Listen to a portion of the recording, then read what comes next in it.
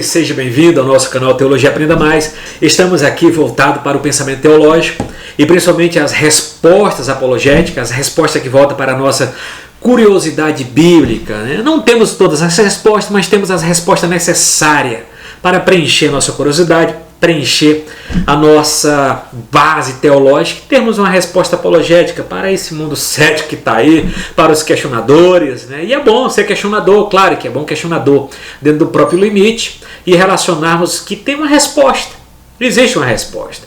Muitas vezes essa resposta não pode vir tão agora pronta e acabada, né? Mas existe uma resposta. Existe uma resposta em qualquer maneira para se pensar acerca da Bíblia, porque ela é a palavra de Deus. Então, eu quero tratar de algo bem polêmico, apologeticamente, que está registrado no capítulo 6, versículo 2 de Gênesis, quando se fala, e eu vou colocar algumas posições. Eu quero que você entenda que eu não vou falar de já qual é a minha defesa, mas no final do vídeo eu coloco o que eu defendo, o que eu penso, o que é mais correto para se pensar acerca da Bíblia, até porque a Bíblia, ela se completa.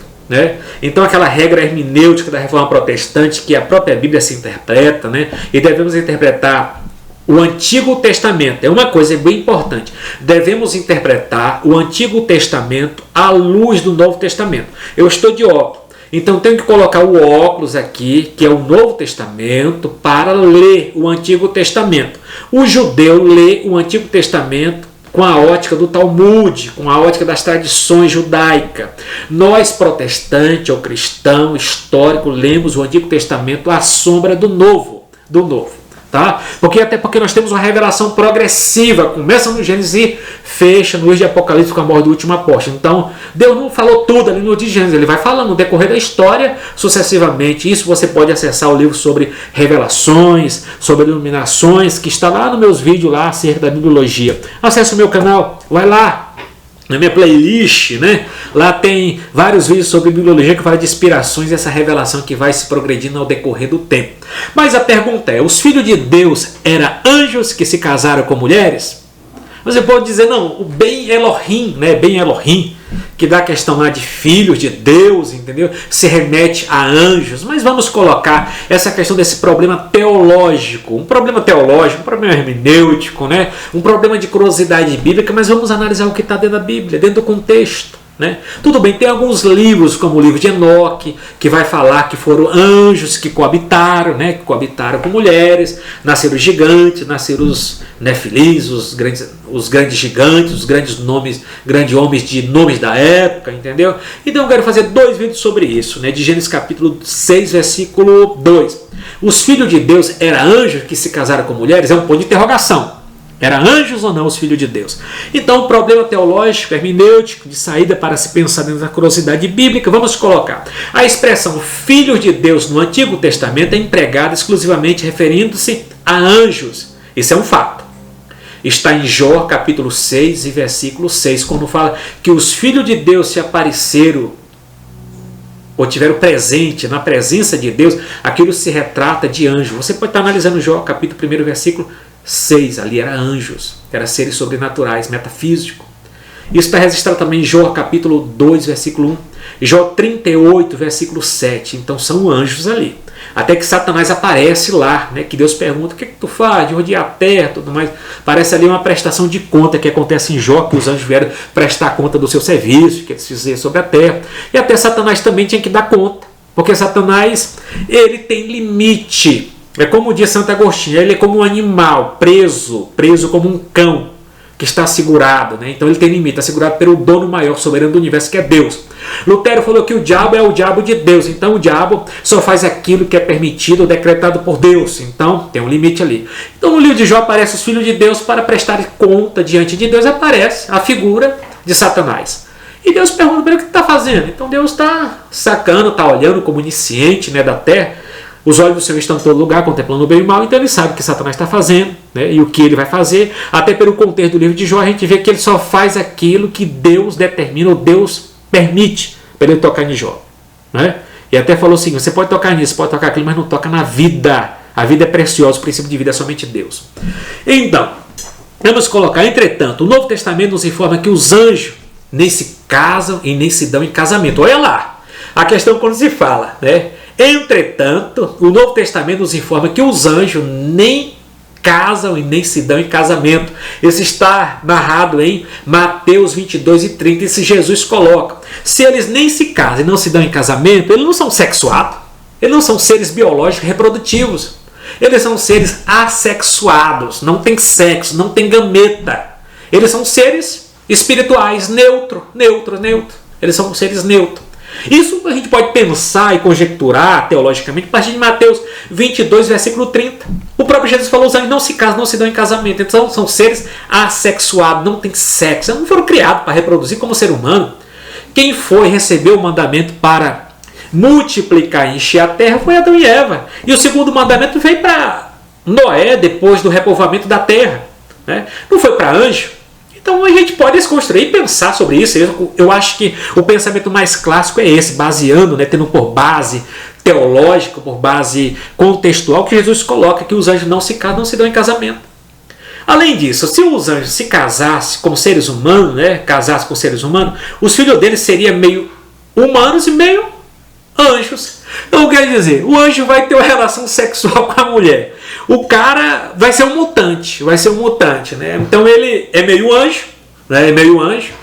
E meio ser humano, né? Eu acho que é um tipo X-Men, né? Que a gente pode analisar dessa maneira no lado esportivo, né? Mas os anjos não podem ser redimidos. Os anjos não podem ser redimidos. Aqueles anjos que pecaram, caíram e etc., entendeu? Eles estão fora. E não são eleitos, eles são seguidores de Satanás, dentro dos anjos malignos. Vamos colocar mais um pouquinho para frente.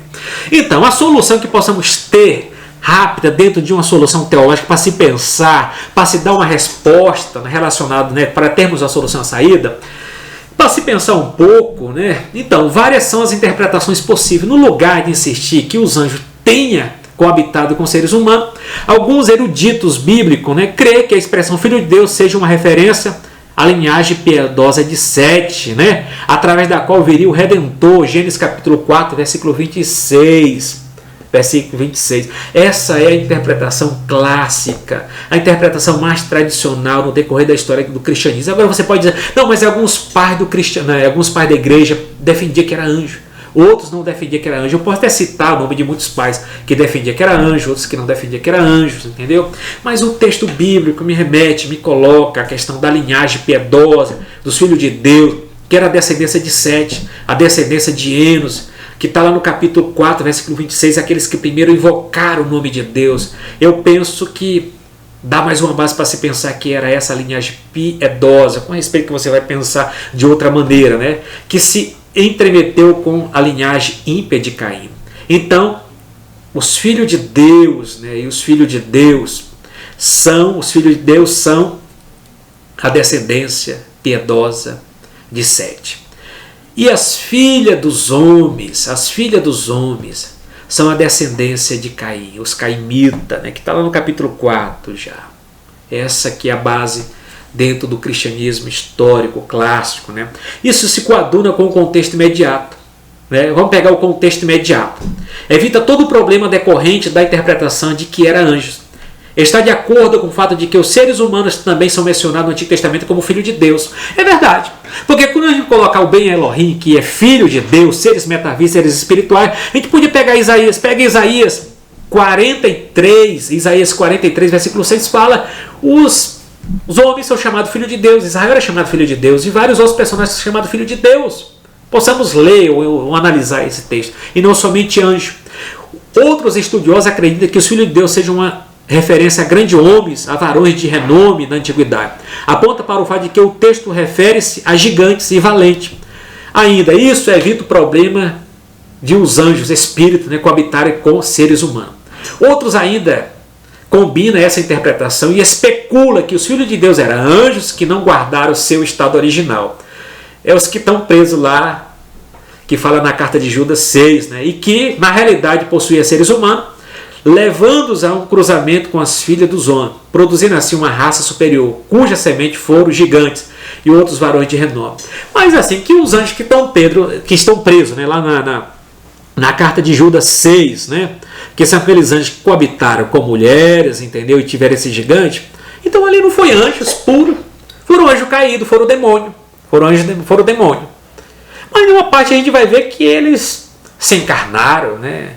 que eles se encarnaram, ou se materializaram. Isso não tem nem na Bíblia, né? Isso é uma interpretação que está aí. Então, se diz aí que coabitaram e tiveram gigantes e etc. E hoje são aqueles anjos que estão presos lá na carta de Pedro 2 e 4, né? E também Judas 6, tá? Então é uma posição de interpretação. A imposição de interpretação. E outra, vamos fechar aqui. Essa posição parece explicar todos os pontos. Essa posição parece explicar todos os pontos, exceto o problema insuperável de os anjos não tendo corpos. Por que os anjos não tendo corpos? A gente pode pegar Hebreus capítulo 1, versículo 14. O que Hebreus capítulo 1, 14 fala? Quero ler esse texto, Hebreus capítulo 1, 14, para estar terminando esse vídeo. E vamos ver. Se realmente ele possuir mulheres, eles tinham que se materializar. Correto? Eles tinham que se materializar, eles tinham que ter corpo, né? Para ter relação com essas mulheres. Porque tem que ter um corpo físico, biológico aqui, anatomia, né? Tem que ter a questão dessa gameta masculina, tem que ter para ter relação com a mulher e produzir um homem. A gente vê isso que não tem na Bíblia. Esse projeto de Deus foi relacionado para o ser humano, a questão da procriação. Foi para o ser humano. Então a gente vê aqui o capítulo Hebreus, capítulo 1, versículo 14. Vamos estar analisando só para pegar esse texto aqui para dar uma resposta. São porventura todos eles espíritos ministradores enviados para servir a favor daqueles que hão de herdar a salvação. Então fala que os anjos são espírito. Espírito é uma entidade incorpórea que não tem corpo, que não é material. Jesus, antes da encarnação, é um espírito incorpóreo, não tem corpo. Mas a partir da encarnação ele tem corpo. E o ministério que os anjos se manifestava no Antigo Testamento, né? A teofonia, né? Ou a aparição de anjos, como apareceu na casa de Abraão, comeu uma coalhada, né? Foram para Sodoma e Gomorra, etc. Tem essa questão da teofonia, né? Angeofonia, que é a aparição dos anjos em forma humana e cor. Mas não diz assim que totalmente ele estava materializado para ter relações sexuais. Ele tinha outra missão, para anunciar a destruição, juiz de Sodoma e Gomorra. Passou na casa de Abraão, tomou uma colhada, comeu lá um churrasco lá do gado, da vitela, né, que Abraão tinha feito churrasco para ele. Mas aqui fica um problema. A posição parece explicar todos os pontos, que era anjos que tiveram relação, mas exceto o problema insuperável de os anjos não tendo corpo, né, e sendo assexuados, coabitaram com seres humanos. Eu quero fazer o segundo vídeo para se pensar mais um pouco acerca desse assunto. É um assunto que nós ficamos com a questão aqui de Mateus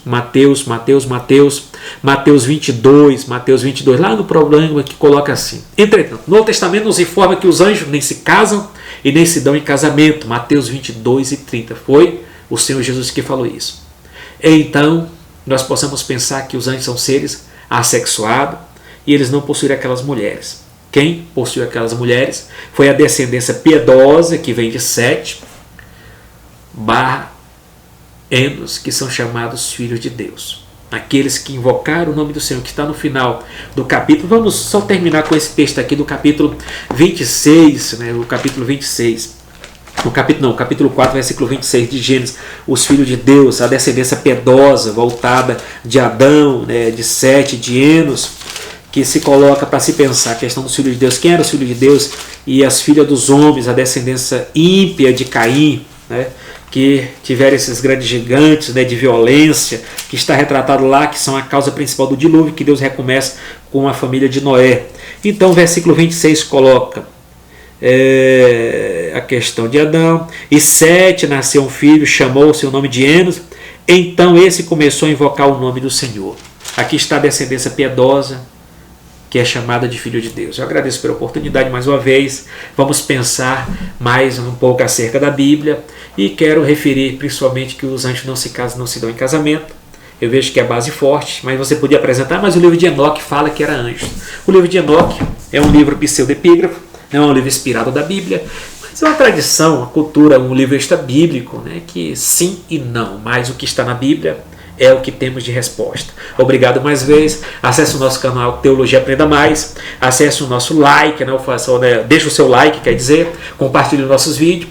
E dentro das respostas apologéticas, eu quero trazer algo mais um pouquinho sobre a questão que era ou não era, mas a minha resposta é essa.